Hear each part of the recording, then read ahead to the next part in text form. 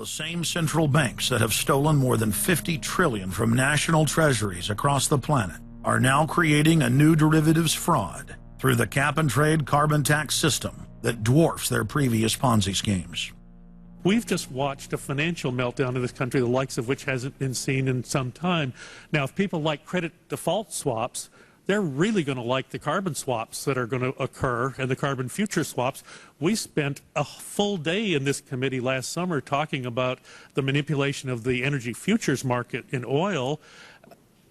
We're going to create, I fear, another such system that people who have an inclination to react dishonestly to systems are going to actually have a new opportunity. Is that not a problem? A select group of central banks are lobbying for the same legislation to be passed worldwide. Once the so-called green economy laws are in place, only global megacorporations and their subsidiaries will be allowed to do business.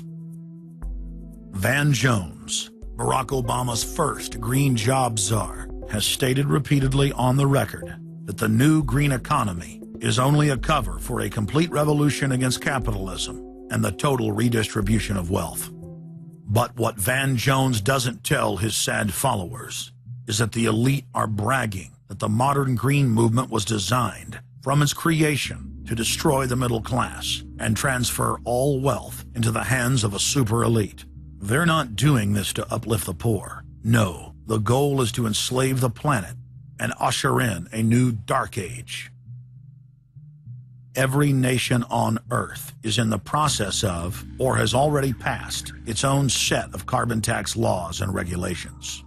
If their plan is successful, every nation on Earth will not only pay tribute to the powerful world government, but every facet of human life will be regulated by the technocratic global planners.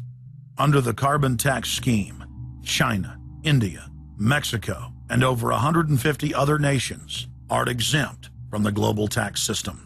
You see, the bankers already own and control the third world. Their final target is the middle class of the West. Once they've dismantled the economies of the United States, Europe, and Japan, they believe no one can stand in their way. In short, the New World Order is a global corporate takeover. In their global corporate state, there is no room for individuality, sovereignty, or independence. As their program begins to face more and more opposition, lawmakers and supporters of the man-made global warming hypothesis want laws to be passed, making it illegal to question their theories. Recently, the head of Greenpeace was forced to admit that the Arctic and Antarctic ice caps grow in the winter and shrink in the summer, and that this is all part of a natural process driven by the tilt of the Earth and the Sun. The cosmic radiation coming from space, the amount reaching the Earth is affected by the strength of the Sun's magnetic field. So the magnetic field of the Sun is almost like a gateway controlling the cosmic radiation reaching the Earth. The magnetic strength of the Sun is also related to the number of sunspots. So they are directly related to changes within the inner structure of the Sun. The amount of cosmic radiation reaching the lower atmosphere creates more cloud, right? And cloud forms, you need to have what are called condensation nuclei. That is, little particles around which water can change from water vapor or gas into water droplets, minute particles that are visible in the form of clouds.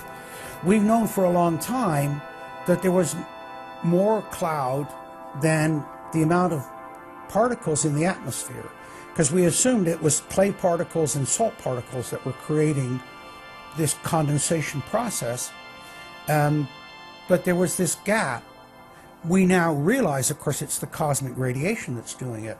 So what the cosmic radiation is doing, controlled by the magnetic field of the Sun, is it's like putting up a screen in the greenhouse and blocking out the sunlight, and of course that then affects the temperature of the Earth.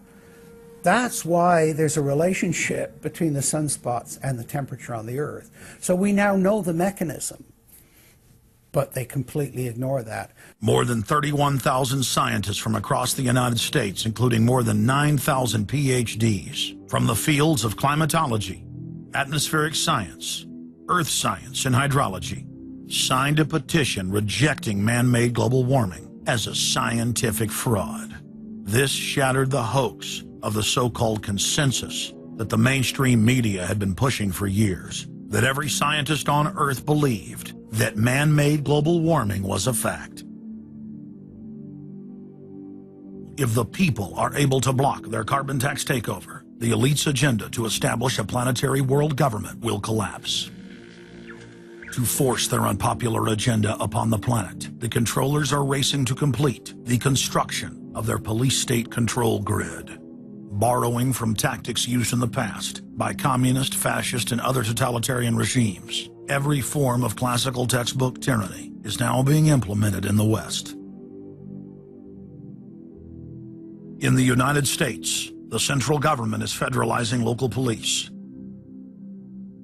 State and local officers are in a great position to collect important information on terrorists and their allies, and the Terrorist Screening Center stands ready to help you. This video, produced by Homeland Security, is required viewing for all departments in the U.S. And with the teamwork of local, state, and federal law enforcement, we have an excellent opportunity to see the picture and solve the puzzle before these terrorists can strike again. State, county, and city police now take their marching orders directly from DHS and FEMA. The videos and training manuals turn peace officers, once guardians of the Republic, into secret police. See way down there? There's a woman taking photos of the dam. Someone called 911 and reported a suspicious person. As you guessed, she's going to be a Category 3 hit. And since it's very important that we don't let her know that we know, both the dispatcher and the officer need to make sure she doesn't hear the radio traffic. Stand by. If I could ask you to wait right here, please. Sure. Everyday items and activities are listed as proof that you are sympathizing with shadowy boogeymen of terror. Of course, he's going to keep his eyes open for anything interesting or unusual in the car. That would include cameras, binoculars, video equipment, GPS, maybe things like sleeping bags that suggest they're living out of the car. From their inception, Homeland Security and Northcom were set up to dominate the people and the states, not to fight the CIA-created Al-Qaeda. Patriotic members of the military and law enforcement, at great risk to their lives and careers, have sent this filmmaker federally and internationally produced law enforcement manuals, textbooks, documents, and videos. The MIAC report, distributed to Missouri law enforcement, lists gun owners, libertarians, constitutionalists as potential terrorists. The federally written document went on to list Ron Paul, Bob Barr, and American flag bumper stickers as dangerous paraphernalia linked to white supremacists. Even before 9/11, FEMA was quietly indoctrinating local police to have a hatred of the Founding Fathers and everything our constitutional republic stands for. Who was the first terrorist organization in the United States? Who? Founding Fathers. Founding Fathers. You mean Thomas Jefferson? Oh, yeah. You mean George Washington? Oh, yeah. Paul Revere? Yeah. These guys right here, let me ask you something. Did they try to scare people? Oh, yeah. They tried to intimidate the British. Did they use acts of violence? Your founding fathers, my founding fathers, were involved in acts of terrorism against British officials because they systematically had British officials assassinated. In the old Soviet Union, Nazi Germany, and Maoist China, the police's main job was not fighting crime. In totalitarian forms of government, the police are political enforcers, or commissars as they were known in Russia. It's their job to spy on the public and to intimidate the exercise of free speech. Once a climate of fear has been achieved, the public begins to self-censor, to shut down. Once the people have been intimidated to withdraw from the field of intellectual battle, the tyrants have a free hand to expand their oppression and looting of the helpless serfs. The average man and woman is in a trance. They get home from work, they don't even talk to their children. They turn the television on, and they let those corporate messages set the agenda in their lives. If we want a revolution against these social engineers and the scientific dictatorship, we have to start getting back to basics, having barbecues, knowing our neighbors, loving our husbands and wives, spending time with our children, and getting back to real human culture. This false corporate culture has been superimposed over our daily lives. The public is literally under a trance. We have to somehow reach out to them and break them out of this trance. And as the globalists destroy our standard of living and bring in their police state, a lot of people are beginning to wake up and realize that what they've been told all their lives was a lie. But it's essential that we, the people, are there to reach out to our fellow Americans and our fellow human beings and show them the truth.